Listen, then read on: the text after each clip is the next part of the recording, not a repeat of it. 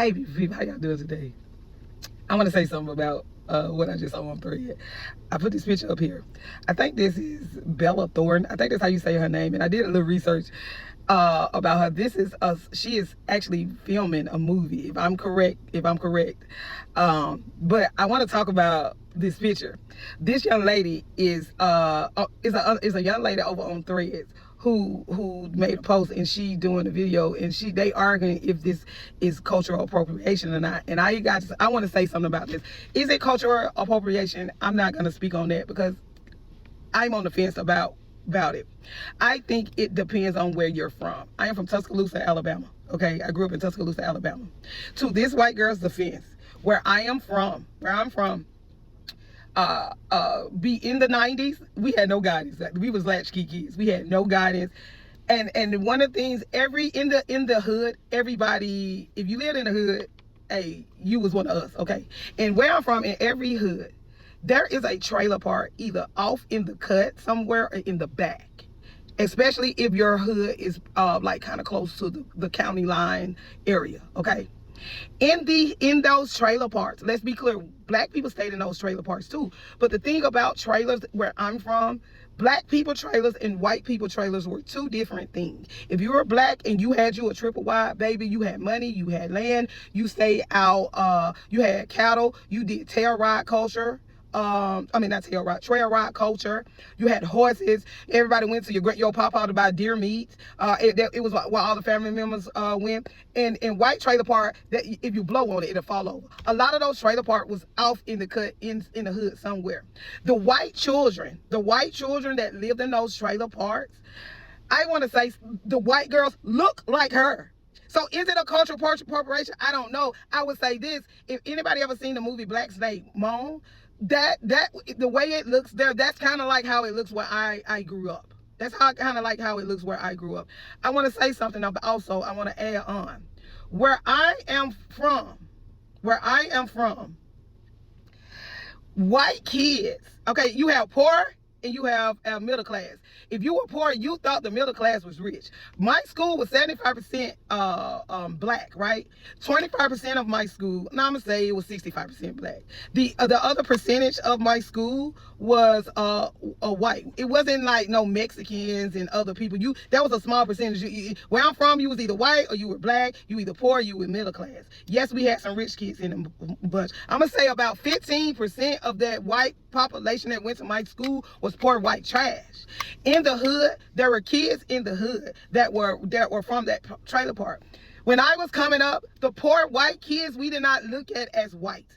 They were just kids that hung out. They were just white. They were just, trailer park trash. Like the white kids where I come from at the trailer park, you didn't even realize, like most of the time we didn't even realize that they were white. They were just poor like us. And they struggle was harder than our struggle because we had houses and their trailers look like they're about to fall apart. You did not realize that the poor white people were actually white until their racist ass parents came outside or was out and about to do some racist shit. A lot of the white boys that you was they were either country or they were kind of hood. You only had two. The poor white boys where I'm from, they were either country and dirty or they were hood white boys. It was no in between. Now at my school we had rich white boys and rich white girls, but I'm gonna be honest, in my school, especially in my town, in my school, football season, all that racial shit went out the window. We were actually cool with a lot of the rich white kids because our school dominated in sports. We dominated in sports. Like, it's a documentary on our school, Central High School East and Central High School West. It was two schools, but it was one. It was just so big we had to have two schools. So I'm digressing. What I'm trying to explain to you guys, the way those white girls look, that is what the white girls look like growing up. And they hung out with us, especially the white girls that messed around with black boys. You know what I'm saying? Like, and I'm only speaking from my experience. I'm not speaking from anybody else's experience. So to this pictures and the girls in this picture's defense, where I am from, that is what white girls from trailer parks look like. Okay, with the Daisy Dukes and the shirts and the rollers and the cigarettes. That is what they look like. Okay? And so, like, we did not acknowledge poor white trash people as white people. We hung out with them. They hung out with us. We talked the same. We act the same. The only thing was different was our skin color. So is it a cultural appropriation? I think it all depends on where you come from. Because the trailer parks where I'm from was right there in the hood. Okay, the only trailer parks that were totally different from us are the country trailer park, the rural areas that's on the outskirts of town. Now we didn't fuck with them because you have Hicks and you have rednecks. Okay, rednecks to me. And the rednecks, I know a lot of rednecks that was not racist. To where I am from and what I know, somebody from where I'm from can say different because, yes, white people are racist and they could have had a white experience. But the rednecks I know were just a white version of hood rats and ghetto, okay?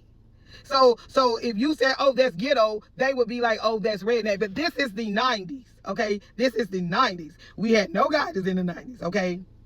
That statement, if our parents really knew how far we went on our bikes, that is a true goddamn statement because we did what the fuck we wanted to do growing up. That's why a lot of us are traumatized right now because we got in a lot of shit we ain't had no business. The only people that we didn't fuck with that were from the trailer park were the people on the outskirts, and we called them Hicks. This is how my mama explained it to me. This is how I knew growing up. We call them Hicks. So rednecks, what if you were a redneck, that you wasn't particularly racist. You was just trash. You was just white trash. The Hick people in them Hick towns, nah, they were racist. And let's be clear. We didn't fuck with them and they didn't fuck with us. They wasn't scared of us and we weren't scared of them. Okay? They stayed on their side and we stayed on the outside. If you were black and you went down there in them Hick towns, talking shit, starting shit, hey, when nobody going down there to get you, we ain't fuck around down there. And let's be clear, them Hicks didn't come on the outside. We had a mutual agreement, y'all stay on y'all side, we stay on the outside. So there is a class. Like when it comes to trailers and modular home living, there is a class. That is a whole class in itself, okay? Because you got the poor white trash. And let's be clear, a lot of white people that had land and cattle, that had modular homes, some of them like out there, they had big ass trailer. Like where I'm from, having a trailer is not technically considered poor. It depends on what area you from. So the argument about is it cultural appropriation, I think it depends on where you come from. Because where I'm from, this is what the white girls look like. They came trailer trash, and they were just as hood as us. Okay, like so to her defense. To that girl's defense, her argument to her defense, I kind of agree with her because where I'm from, this is what they look like. I can go on and on. If you from the South and you know what I'm talking about, leave a comment and let me know, am I off? Because this is what I remember. Now, I could be off. I left at 21. I'll be 44 next month. Okay. I don't know what it is like now. Okay. But if it's some truth to what I'm saying, y'all let me know. Because the poor white people, we didn't even acknowledge their whiteness until it was time to acknowledge their whiteness. If ain't nobody told you that they love you, I love you. Everybody else, y'all be blessed.